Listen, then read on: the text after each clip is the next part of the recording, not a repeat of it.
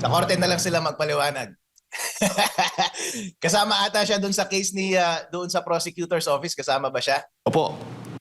Oh, lahat ng tao na nag-divulge ng private information, doon na lang kayo masusukat dahil legal question yan. Malinaw naman ang nakalagay sa batas Data Privacy Act. Lahat ng confidential information bawal ilabas. Araw nga ay inaasahang magpapatuloy nga itong sinasagawang hearing ng Kamara kaugnay nga dito sa impeachment complaints laban kay Vice President Sara Duterte. At ang kanyang may bahay na si Attorney Mans Carpio ay naghain ng reklamo sa Quezon City Prosecutor's Office kamakailan laban nga dito sa BSP, sa AMLAC at maging sa ilang kongresista sa Kamara kaugnay nga doon sa pagpapalabas ng bank records o transaction records ng Vice Presidente. Ano ba ang inyong pananaw hinggil nga po dito, Attorney? Tama yung kaso na yan kasi nasa Data Privacy Act kapag ang mga bagay na secret at confidential ay bawal ilabas. Ang bank accounts ba ay secret at confidential? Opo, except in cases of impeachment.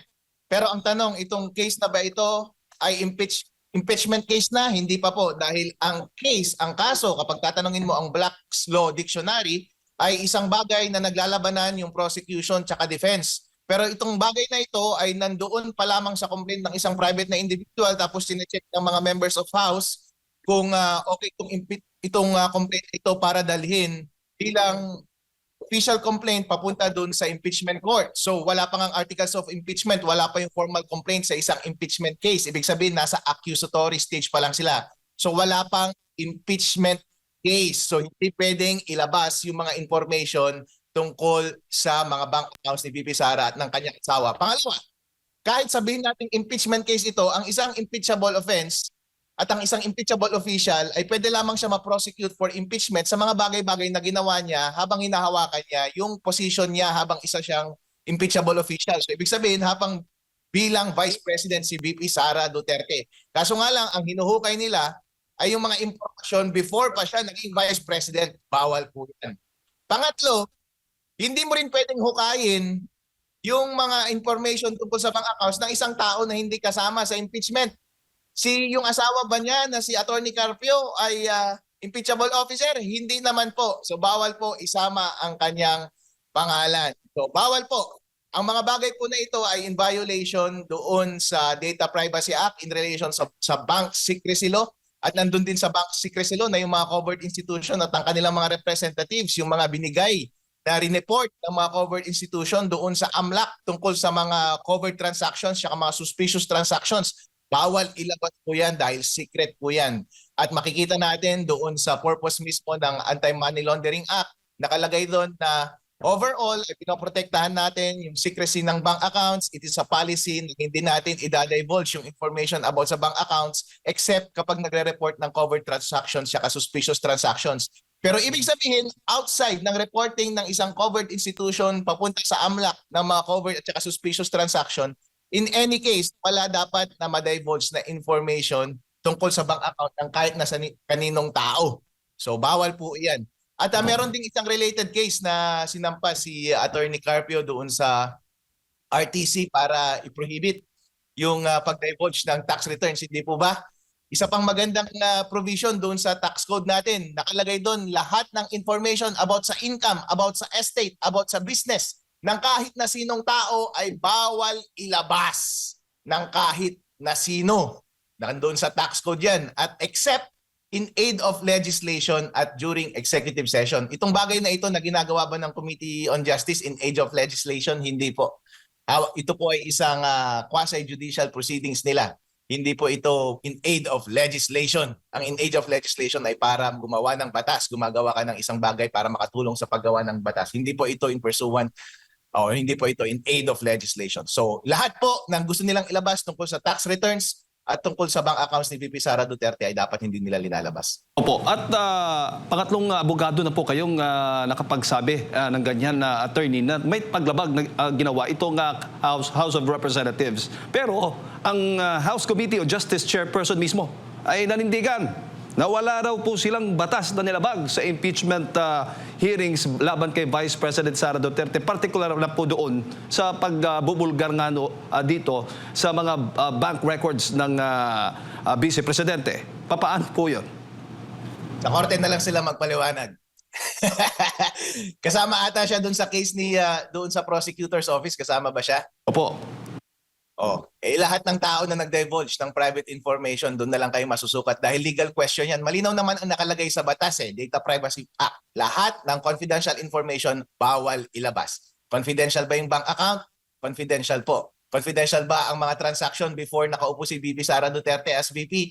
Confidential po. Confidential pa yung bank transaction ng isang private na tao, hindi bank transactions ni VP. Confidential po. At confidential ba kapag nasa Committee on Justice pa lamang at wala pa sa impeachment court? Kailangan nating i-define kung anong definition ng cases of impeachment na nandun sa bank secrecy law. At nagtitiwala ako kapag i-consult mo yung Black's Law Dictionary at kung mag-i-interpret ang ating mga justices, ay i-interpret nila yun as something na nandoon na sa Senate trial. Isipin po natin, kapag nandito po kasi tayo dito sa Committee on Justice pa lamang, nandun pa lang tayo sa pag-gatekeep natin ng complaint. Hindi tayo pwedeng maghanap ng mga ebidensya na wala doon sa complaint.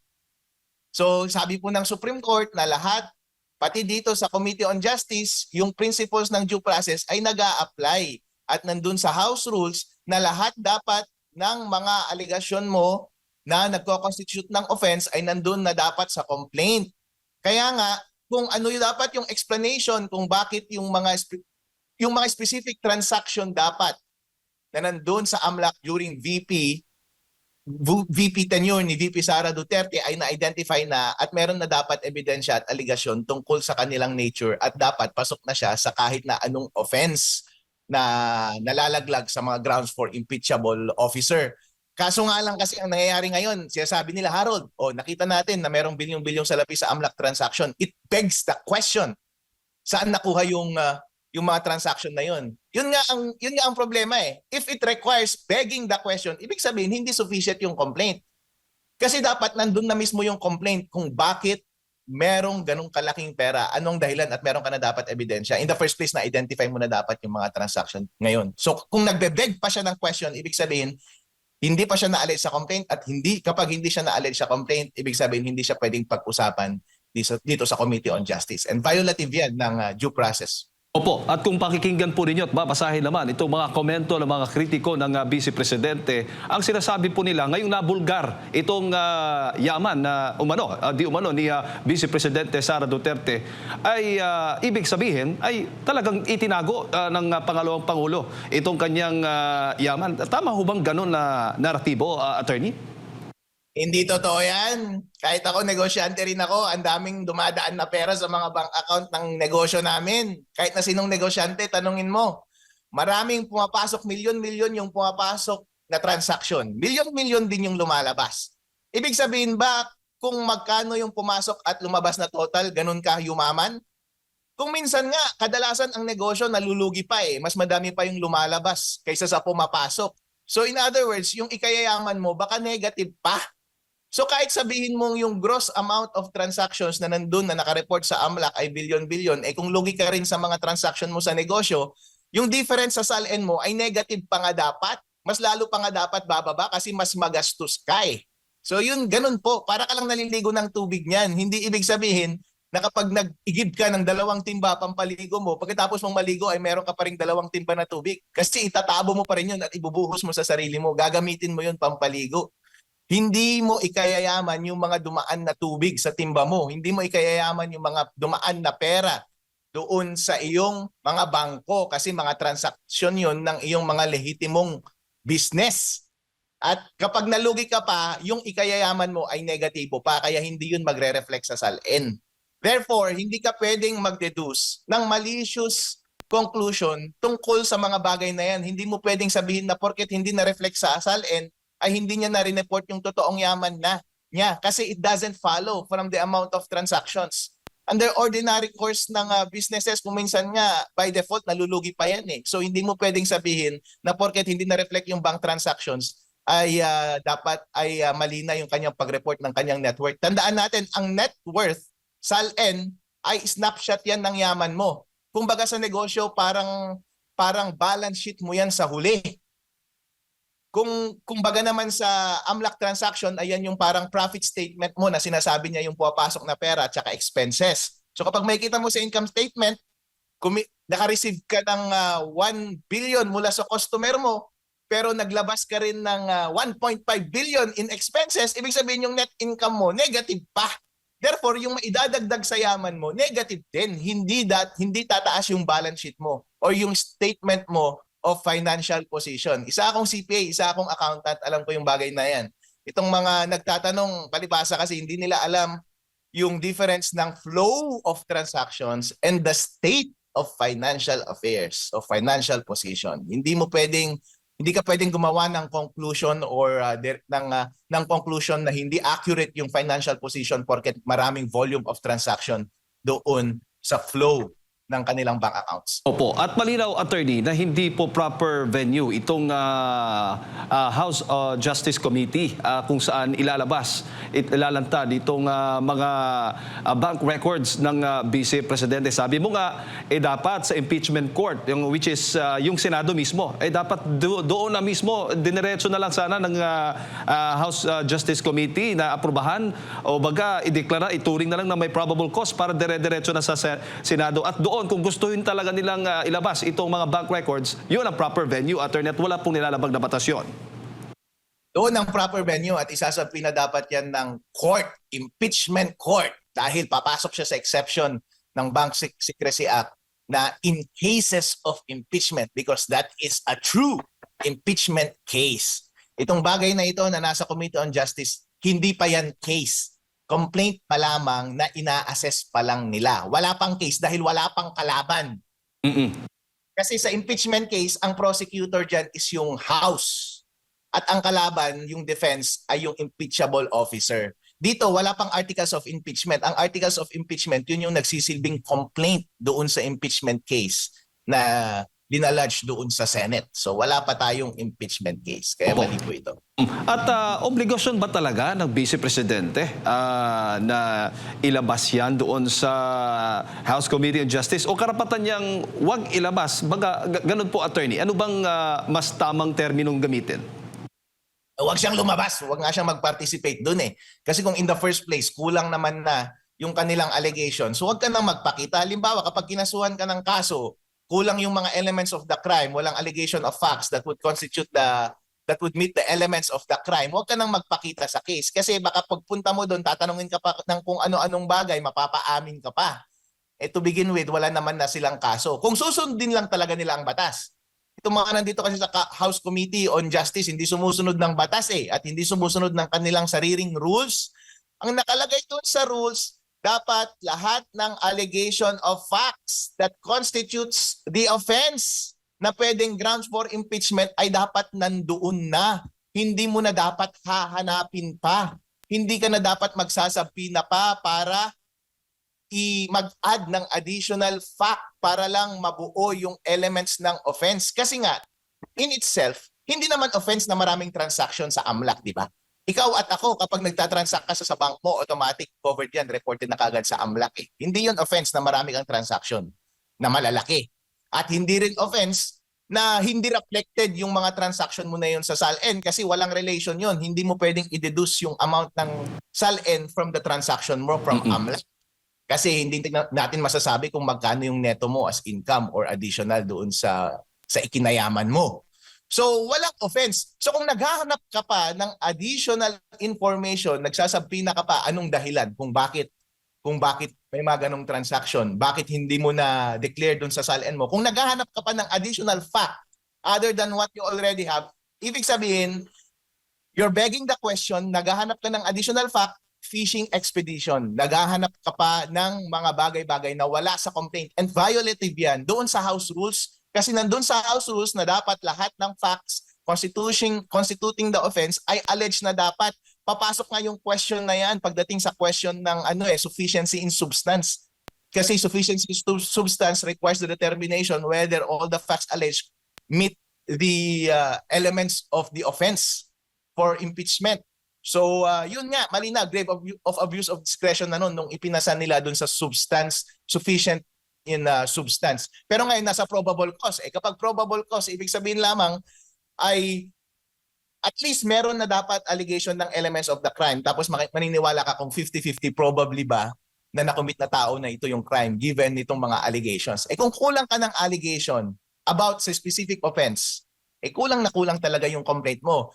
Again, inuulit ko, given yung mga AMLAC allegations, the AMLAC information at yung SALN document, walang offense, hindi ba? Walang offense, walang unlawful na nasabi. Ngayon, naghahanap sila ng additional facts through interviewing witnesses para i-feed yung missing unlawful element para makapag-establish ng offense. Kapag dito mo lang ginagawa yung bagay na yon through interviewing witnesses, ibig sabihin nag-fish ka ng ebidensya, nagdadagdag ka ng facts beyond ng what is already doon sa complaint. Therefore, violative yan ng due process. Against yan sa House rules. The requirement ay nandun na dapat lahat ng facts doon sa complaint. At sabi ng Supreme Court, kapag violation yan, kapag violative yan ng due process, dyan pa lamang sa Committee on Justice, illegal yung ginagawa ninyong proseso. At dagdag illegal ho ba yung ginawang itong may tuturing ng mini trial na ginawa po ng House Committee on Justice sa kaso po ni Vice President Sara Duterte, Attorney? Oo nga, parang mini trial. Kasi kapag sinasabi nating mini trial, tetestingin mo na yung mga ebidensya at naghahanap ka na ng additional ebidensya, nagsasabpi na ka na ng tao. Yun ang ginagawa nila. Nagsasabpi na sila ng additional na tao, additional information, additional facts, additional documents na hindi naka-attach doon sa complaint. So parang trial na rin yan at violative yan ng due process. Maaari ho ba itong madagdag? Yung tinatawag na supplemental petition na inahayain po sa korte. Itong nangyayari ngayon, Attorney? Anong supplemental petition? Itong mga nakikitang violations dito nga sa ginagawa ng House Committee on Justice, maaari ho ba ito magiging ebidensya rin na gagamitin po doon sa mga kumukwestiyon at doon sa mga gusto pong ipatigil muna itong impeachment hearing ng House Committee on Justice laban po kay Vice President Sara Duterte? Precisely, nagsampa ng kaso yung grupo ni Atty. Torion ng petition laban sa Committee on Justice, House of Representatives, dahil nga kumukuha sila ng additional information that is beyond sa complaint na. Kasama na yung mga AMLAC at mga SALN. Wala naman yan sa complaint eh. Tsaka nag-i-interview sila ng mga witnesses. Yung mga sinasabi nila wala na sa complaint. Hindi na clarificatory question yun. Additive na yung mga information na binibigay nila. Kaya hindi dapat yun. Tandaan natin, ang mga ganitong bagay ay hindi dapat tayo pumayag na mangyari. Kasi po, kung nagagawa nila yan sa isang tao, ay pwede nilang gawin yan sa kahit na sino mang tao dito sa Pilipinas na kalaban nila. Kahit ako rin kahit sinong politiko meron naman tayong SALN may mga bank accounts. Kapag ipo-pull up mo yung mga yan, may makikita ka talagang information dyan. Pero hindi ibig sabihin mali yung mga bagay na yun. Kahit sino bang tao dapat pumayag na ganun ang gawin sa kanila. Huwag po tayong pumayag dahil dyan nagsisimula yung mga tyrannical at despotic government. Opo. Bago kayo pasok kay Attorney, sa tingin po ninyo sa ginawa po ngayon ng House of Representatives, particular na po ng House Committee on Justice, nasira ho ba ang kredibilidad, ang imahe ng Vice Presidente? Hindi naman, kasi wala naman silang napatunayan Ikaw mismo tatanungin ko. Kahit ako i-pull up mo yung mga AMLAC records ko kasi ikaw, kahit sinong tao na may mga substantial na transaction, nasa AMLAC na yan. Basta nag-transaction ka ng more than 500K. At saka may mga series of transactions ka na substantial yung amount. Ako may mga negosyo naman ako At saka may mga transaction akong personal. Malamang marami akong report dyan sa AMLAC. Lahat ng mga bangko, every time na nag-second question yung mga yan, bine-report nila palati yung transaction mo sa AMLAC. Marami ka talagang mapupull up dyan sa AMLAC. Information about sa ating lahat. In the millions yan. Ngayon, i-compare mo dun sa SALN ko. Siyempre, hindi reflected yung mga yon. Bakit? Kasi mga transaction inflow tsaka outflow yung mga yun. Hindi mo alam kung neto yun So, wala kang makukuha na unlawful sa information na yun. Walang napatunayan kahit na isang unlawful na offense. Ngayon, yung sinasabi ni Trillanes na proceeds daw ng drugs, self-serving yun Hindi nga, wala ngang basehan yun. Hindi nga linagay sa complaint yun Tsaka ang basehan pa nila is tawag nito second-hand information based on news reports. Hindi nga personal knowledge. Double hearsay. Walang personal knowledge, walang direct testimony. Diyos ko day. Hindi kasama sa complaint, wala na lahat. So kumbaga nag-iintrigahan lang tayo dito. Puro malicious yung mga sinasabi na basehan.